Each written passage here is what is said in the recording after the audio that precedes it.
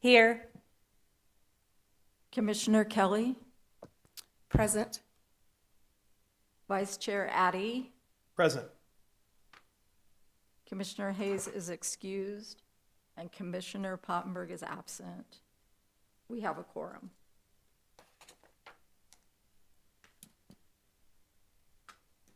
Hi, real quick. Can I just rewind you real quick and have you call the meeting to order?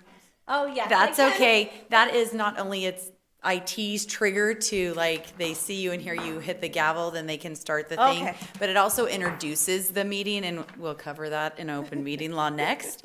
But if we could just do a quick rewind, she's already done roll call, so we're good with that. But just to go in the order from the top to the bottom of the agenda. Okay. Thank you. Totally understand, Amy. I'd like to call to order the City of Kingman meeting of the Transit Advisory Commission on Monday, January 26, 2026. Okay. All right. Will everyone stand and do the Pledge of Allegiance with me, please? Pledge to the flag of the United States of America and to the republic for which it stands, one nation, under God, indivisible, with liberty and justice for all.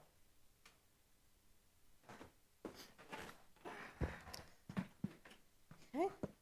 We will be having a presentation from Miss Annie regarding open meeting law and procedure. I'm not going to say the next word. Open meeting law and parliamentary procedure. Thank you. I'm going to do both of the presentations you have this evening. So give me just 1 second here and I will get this all going. So this is the annual open meeting law training that we give to the commissions every year. So if you've been on here for more than a year, then you have already had this, but we like to make sure we are providing a refresher. Either myself, somebody from the clerk's office, or somebody from the city attorney's office does this every year for all of the commissions. So open meeting law. What does open meeting law mean? It means that meetings of public bodies, which this commission is, must be conducted openly, and that we have to notice and provide an agenda for the meeting and what the meeting is going to cover. Basically, it means that the public's business must be conducted in public. We have to have that transparency and make sure that if we're going to have a conversation about something, that the public is aware of it and they're able to attend if they'd like to. Why it matters is it protects the public, it preserves their right to participate in government. It also maintains the integrity of the government, ensures a better informed citizenry, and builds trust between the city and the citizens. Who must comply with open meeting law? Each and every one of you. Open meeting law pertains to you as an individual commissioner, not just you as a commission body as a whole. So it's important to remember that when you're doing your stuff. What constitutes a meeting? This is a gathering in person or through technological devices that creates a quorum. You guys are a 5-member body, so anytime there's 3 or more of you, then that constitutes a meeting. And vacant positions or absences do not reduce the quorum requirement. Now that we are in 2026, there are a variety of ways that you could be construed as holding a meeting. That could be an email chain. It can be somebody posts on social media and 2 more of you comment like, hey, I think we should do this. And then somebody's like, yeah, I think that's a great idea. And somebody else is like, let's talk about it. Then now you have a quorum, and so you have a meeting and a potential open meeting law violation. So you want to make sure if staff sends out an email to all of you guys, that's perfectly fine, but make sure you don't ever reply all. Make sure that if you have a conversation, it's just directly back to staff. And you want to be careful you don't splinter a quorum. That's where a couple of you talk about something, and then one of you goes from that meeting and talks to somebody else about it. It's better just to, if you have something you want the commission to discuss, that you ask staff to put it on an agenda so you guys can have an open discussion on that. Informing the public, we are required by statute to inform the public and post our agendas no less than 24 hours in advance. The agendas must include the date, time, and location of the meeting, any specific matters that are going to be discussed, and then a summary or enough information so that when somebody looks at the agenda, they can tell what you are going to talk about. Only items listed on the agenda can be discussed. If it's not on the agenda, it can't.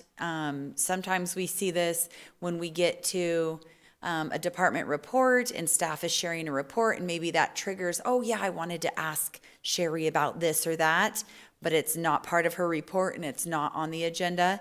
Then you just have to say, hey, can you bring this back so we can talk about it next time? Or you can shoot staff an email and ask the question because they can answer the question back to the whole commission. You just can't do that. And then any action that might be taken on an item that wasn't on the agenda is void and it has to come back anyways. Call to the public, it is an item that can be on your agenda. We do allow for it on all of our city agendas. It's not required, and we do put a time limit on the speakers. As a public body, you have a few options when people address you. You can, during call to the public, if there's criticism, you are able to respond to that. Otherwise, you can just ask staff to follow up with them. You can ask that it be placed on a future agenda, or you can just sit in silence, which is sometimes kind of awkward. You can just say, thank you, appreciate you coming. The public has a right to attend, listen, tape record, videotape. They do not have the right to be disruptive. They can only speak if they have signed up and requested to be able to do so. If you violate open meeting law, the penalty is against you individually as well as anybody that may have participated in that. And then, like I said before, any action taken is null and void and has to be brought back. Quick on conflict of interest. If you have a conflict of interest for an item that's coming before your commission, it's important that you notify staff of that so that they can be prepared. It can reduce your quorum because you have to excuse yourself from that conversation. So it's important to see if there is an issue, notify staff. If you have any questions, you can always ask the city attorney's office and they can tell you if it would really be a conflict or not. Remote interests are like my cousin's uncle's brother might financially benefit from this. That doesn't really pertain to you. If you are not you or your family are not getting a direct benefit from the action that's being taken, then you don't generally have to declare a conflict. And that just kind of goes into more in depth. You guys were provided this handout as well in your packet. And if you have questions, you can always ask the city attorney's office or the city clerk's office. And then we're going to go over just the basic parliamentary procedure. Parliamentary procedure is, a lot of people know of it as Robert's Rules. The city has adopted a modified version of that. That's how we run all of our meetings. We run them all the same. We are not held to a strict Robert's Rules of Order. Basically, it's a set of rules for conduct at the meetings, allows everybody to be heard and make decisions without there being any confusion.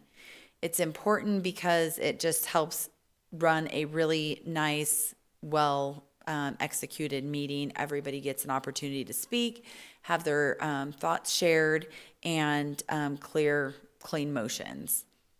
So a motion is a proposal that the entire membership takes. It is brought before the body during the decision-making portion of your agenda item. And this is for any items that are on your action agenda, if you have action items. You guys will mainly only use a main motion, and you won't really do the subsidiary or incidental motions. Those are motions that allow for like a motion modification or things like that. How you want to present a motion is first you want to obtain the floor. You want to address the chairperson and they will recognize you. You want to make sure that your motion is made clearly and concisely so that everybody understands what the motion is. It also helps your recording secretary be able to capture that whoever's watching or listening online, they're able to understand what the motion is going to be. You wait for somebody to second your motion, somebody will second it, or the chairperson can say, we have a motion to da-da-da, do we have a second? If there is no second, then the motion is lost. If there is a section or a second, then the chairperson will say, we have a motion to da-da-da-da, we have a second, and then they will call for the vote. We don't usually do expanding on motions with commissions. You can, if somebody says there's a motion to this and somebody says, well, I like that, but can we also add this to it? Sometimes you can ask whoever made the motion to modify or expand on their motion. But generally it's a motion, a second, and then the chair will say, all in favor signify by saying aye. Any opposed say nay. Motion carries or motion fails. And that's typically what you guys will see. So parliamentary procedure, it's really the best way to get things done. It allows motions that are in order. It has members obtain the floor properly. You want to make sure you speak clearly and concisely so everybody understands what the decision is that's being made. And then, give the opportunity for debate or discussion if there is any. And most importantly, you want to be courteous. Are there any questions on either of those? If not, then I will move on to my next one. If you want to read that agenda item. The board and commission handbook overview. All right, so I handed out a copy to everybody. We recently updated our boards and commissions handbook. It was a couple of years out to date. We wanted to make sure that it matched what our code says for our boards and commissions, and that we've had a lot of new commissioners. And so this is kind of an intro. I'm just going to do a high-level overview. I am not going page by page through the handbook. You have that for your late night reading material, should you choose to do so. But there were some really important things that we want to make sure that everybody understands, especially if you are new to boards and commissions. So the responsibility of the commission members is to really provide a valuable communication link between the community and the city council. It's important that you attend all of the meetings of your commission. 3 or more unexcused absences will result in removal, and an excused absence is if you've notified staff more than 24 hours before your meeting that you are not able to attend. That's what we consider as an excused absence. You want to make sure you're reviewing the backup material ahead of time so that you're informed on the agenda and the items that you're going to be discussing. And then solicit feedback, say, hey, we're going to be talking about this, in your circles of influence and the people that you interact with. Get some feedback just to kind of help, have a really informed and robust discussion about your agenda items is really what that is. And then we want to make sure everybody is engaged. The role of the chairperson is to coordinate with the staff liaison on meeting agendas. For you guys, that is Sherry, and your recording secretary is Donna. The chairperson presides over the meetings, encourages discussion among the commission members, kind of get that engagement and that feedback and have some conversation about the things that you are brought before your commission for discussion. They're responsible to keep the meeting on track. If we're getting off topic or things like that, they can bring it back in and say that's not on the agenda. If there's something that we want to discuss that, maybe at a later date, we can bring it back. And then make sure everybody's treated with respect. The role of the vice chairperson is really to fulfill the roles of a commission member, but also should the chair not be able to be present, you would assume those roles in his or her absence. The role of the council liaison, again, that for you guys as Sherry, is to attend the meetings as an observer, provide updates to, council liaison, that's Jim. Sorry, Councilmember Dykens, wrong person, you're next. He attends as an observer and then provides updates to council if there's something that, he wants to share back during their reporting portion of their agenda. They will recommend appointments to fill vacancies. If there's vacancies, they review the applications. And then just really encourage and support you guys on achieving the mission within the boundaries that were established by the council. Staff liaison, that's Sherry, sorry. Their responsibility is to attend the commission meetings, assist the chair with meeting management and decorum. They work with the recording secretary to prepare an agenda and send it out to the commission. They communicate with the commission members. They report back to the city manager if there's any issues with commissioner attendance. They share with us at the city clerk's office if there's any resignations or vacancies that we need to help them fulfill. And then they encourage and support the board and commission members to achieve your mission, again, that's set by the city council. The role of the recording secretary is to attend the commission meetings, work with staff liaison on preparing the agenda, communicate with you guys, and then again, report back to us if there's any resignations or vacancies. And a lot of times with both the staff liaison and the recording secretary, they'll kind of watch and monitor the commission meetings so that we don't get off track, we don't get off topic, and then kind of reel it back in if they see that that's happening. Some important reminders, boards and commissions, they have no financial, operational, or oversight authority over the city or city departments. We really encourage you contact staff with any issues you may have.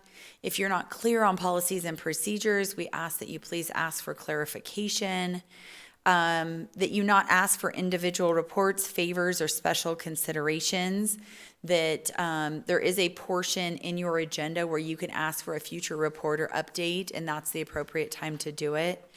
That you recognize that while you work with staff reports to their supervisors or the city manager and not the board and commission. And boards and commissions cannot create subcommittees. So if there's a project you're wanting to work on, you really just have to either call for a special meeting or a work session, but you can't create a subcommittee to get that done. Requesting an agenda items. Agendas are set by the staff liaison. So again, if you guys have an agenda item that you want to be brought forth, you would bring it up during the request for future reports and updates portion of your agenda. And then the staff liaison will determine, is that something that she can bring back in a email report out to you guys? Is it something that needs to be brought back as a presentation? And they have the discretion to be able to do that.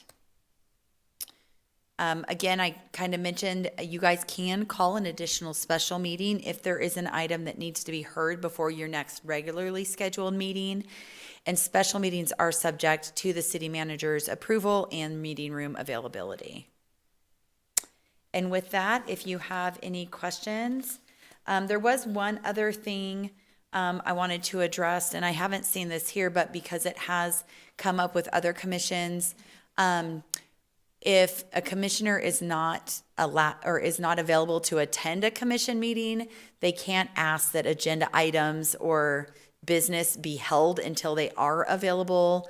It's just the way it works, right? Sometimes there are things that come up, and we understand that you guys have, work and other commitments outside of this. But we just want to make sure everybody knows that if you can't attend, we're still going to progress with business as usual if there is a quorum of your commission. Do you guys have any questions on that? In the back of the handbook, there is an acknowledgement form we would ask that you guys sign and turn in to staff that just says you've read through it, you understand, and then just a plug that makes sure that you have your annual oath of office on file with the clerk's office as well. And if there is nothing else, then I will let you get on with the rest of your meeting. Thank you, Annie. Next, the approval of the minutes from our October 27th, 2025 meeting minutes.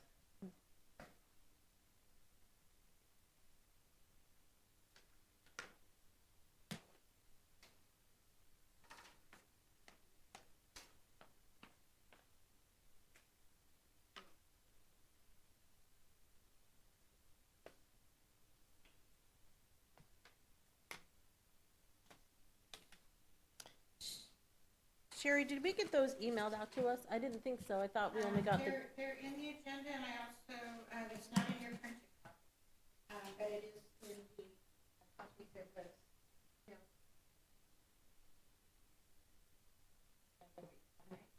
agenda. Okay. Loading.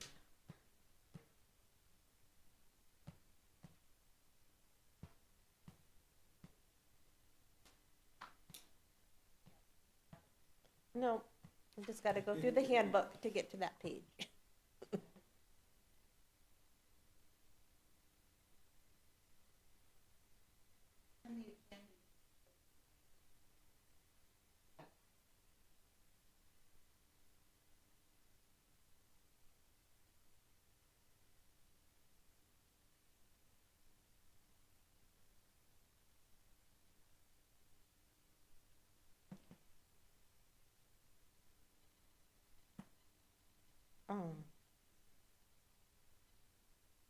Do I have a motion to approve the meeting minutes from October 27th? I'll make a motion to accept the minutes. I'll second. Okay. All in favor, say aye. Aye. Aye.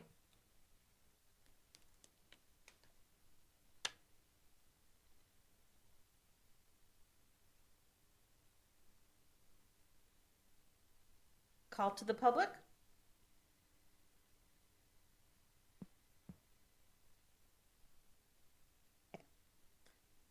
Now, under action items, we have to appoint the chair of the commission for the new year. Make a motion, we continue with our current chair. A second. I will accept continue to be the chair of the Transportation Commission. Do we need a formal? Yeah. All in favor? Aye. Aye. Now we will appoint a vice chair. Do you want to stay on as the vice chair? Yeah, I would serve. Okay. So I motion, Addie, to be the vice chair of the Transportation Commission. I second. All in favor? Aye. Aye.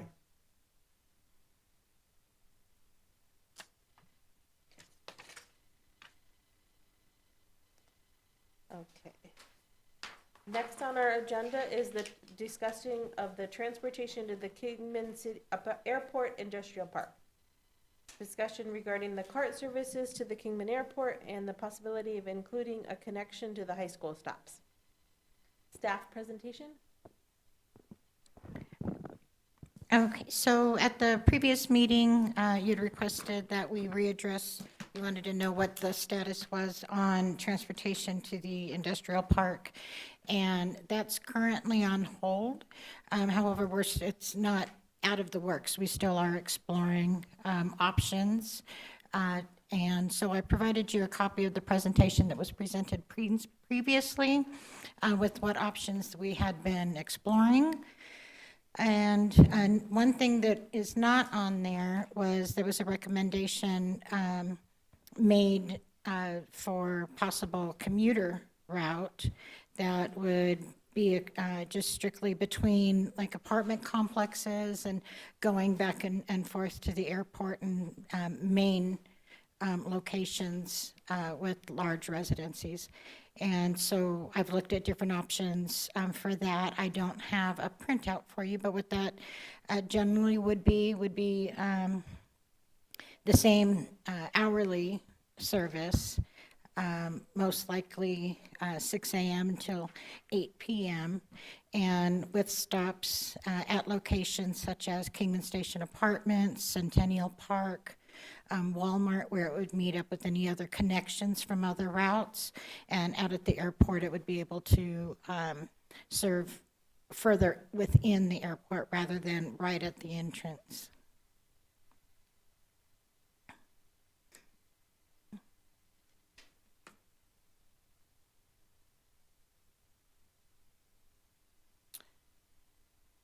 With the study, have they done anything with the college to see what time the majority of people are doing the college courses? Now, during the last survey, that wasn't yet completed, but we can certainly initiate another survey of either the employees, the students, the employers, and get some more updated information.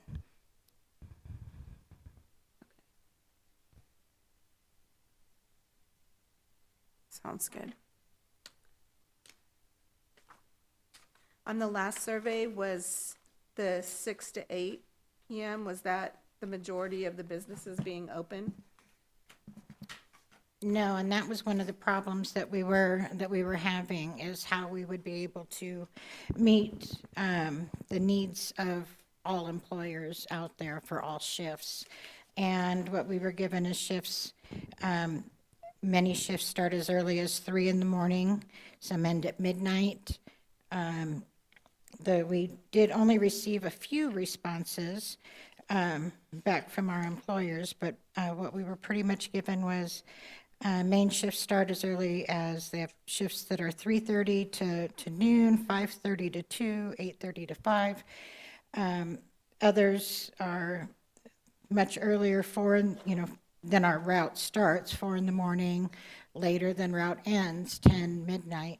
And when asked if there's any flexibility to their shift times, most said no. There was one location that said that they do start before 6 and 2 to 3 p.m., but when asked if their shift times were flexible, they said yes. All others responded with a no.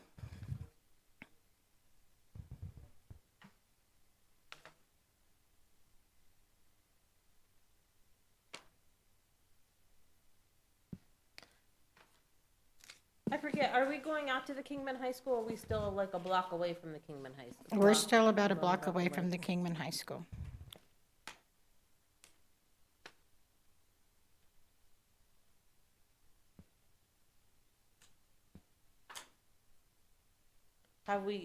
Have they asked us to come near them, or no? Because it's still in the county. Your question? Oh, have we been asked by the high school if we can move the bus route near there, or because of the county? Not directly by the high school, but by one of our commissioners who is employed with the high school. Okay. And he, in fact, is the one, he requested that item be included on whether or not it could be added in with the connection with the airport. Yeah. The only currently listed option doesn't mean, and that doesn't mean that it couldn't be included in with like a commuter route, but the only currently listed option is if we separate the yellow route and add a 5th route, and make that, it's currently proposed as blue and orange. That would include a stop closer to the high school.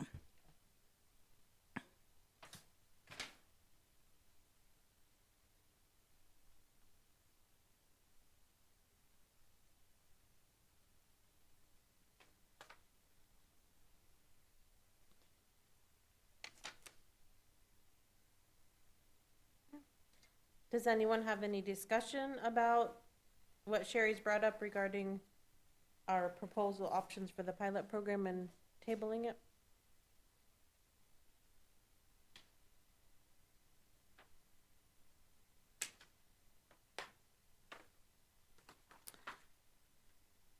I'm still not sure if it'll benefit the majority of the businesses out at the industrial park with the times. Yeah. But it may benefit the college. Correct. It may benefit the college, and it wouldn't probably benefit the majority of employers, but it would kind of be a start. So if we were to do our hours, if we were to operate in accordance with, to accommodate those shifts, that would be much costlier because we wouldn't have just one person out running a route. You'd need support staff and others to be around, so it wouldn't be feasible at this time. Yeah, Right. yeah.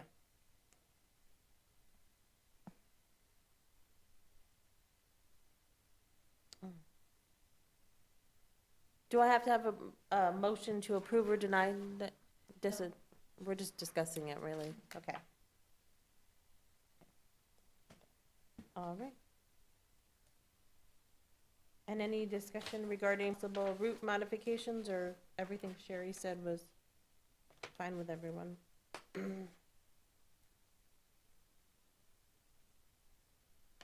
Are we fully staffed now? Well, we currently are, but we are soon to not be.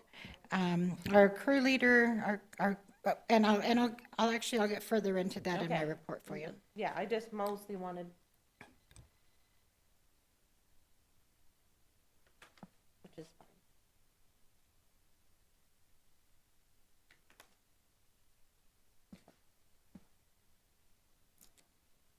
Everyone all set for us to move on to reports?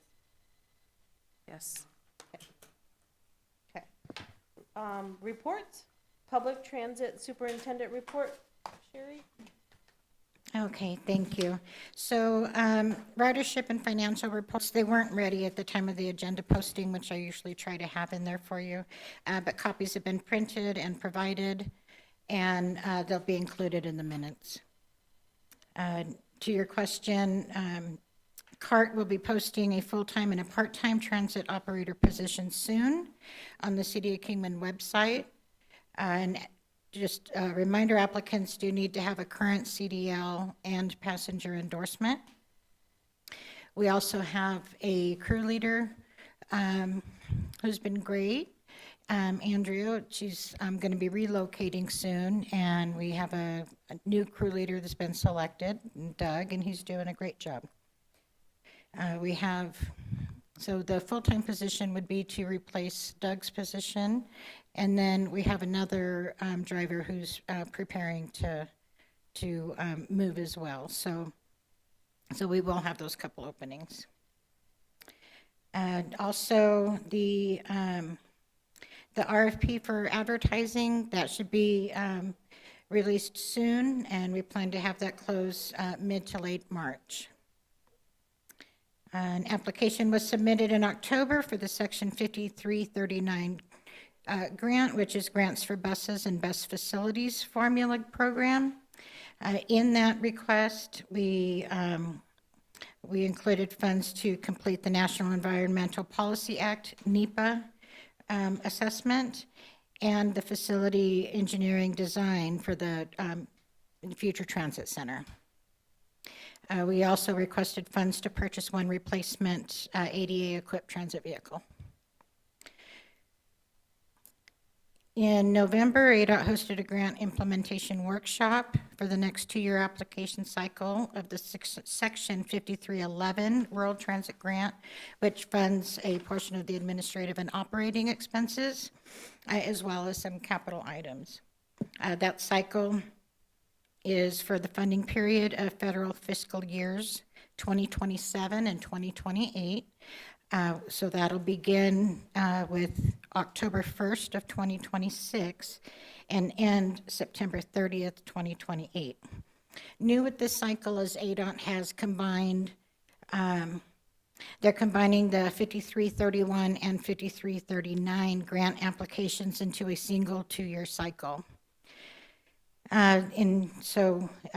Rather than where it was a two-year cycle for normal operating, what didn't get funded in operating or other bus or facility programs, we had annually. Well, now that's every other year on the same cycle.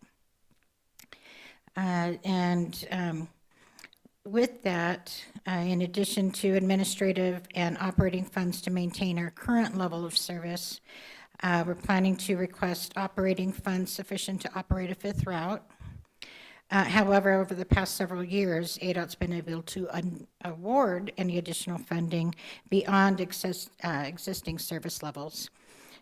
For example, in this most recent cycle, in year 2 of the application cycle for the 5311, there were 26 subrecipients in Arizona. Requested funding was nearly 32 million, and they only had just over 18.5 million available to award. So they've not been able to, at this time, award much for expansion, which is what makes it difficult to add that fifth route that we're trying to do.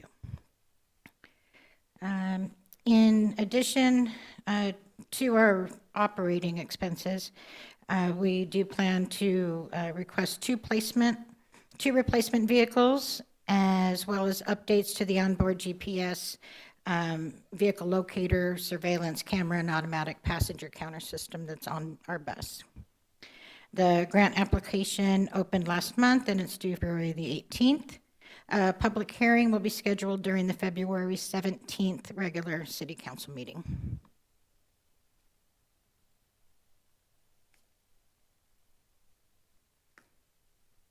Did you have I'm happy to answer any questions that you have on any of that.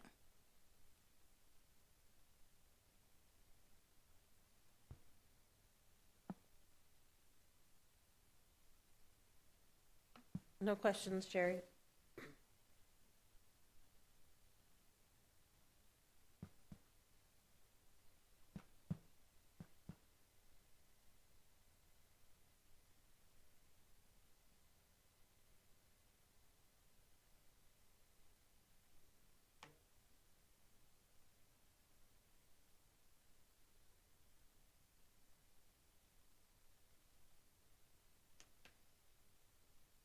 Any questions on the ridership data either?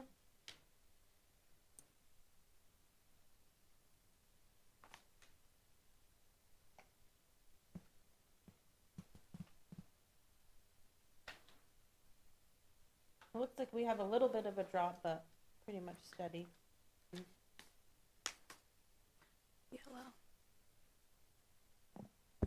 Yes, it's been very steady. It's our average rides per mile and service hour overall have increased just slightly, but in the last quarter, October, November, December, it was a little bit lower, which can be typical depending on how the weather is and Yeah. things of that nature.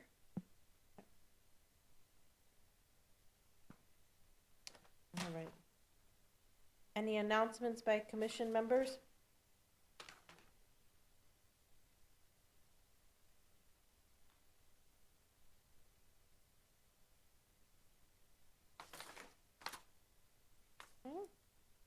Any requests for future reports or updates that we want Sherry or Donna to bring us back?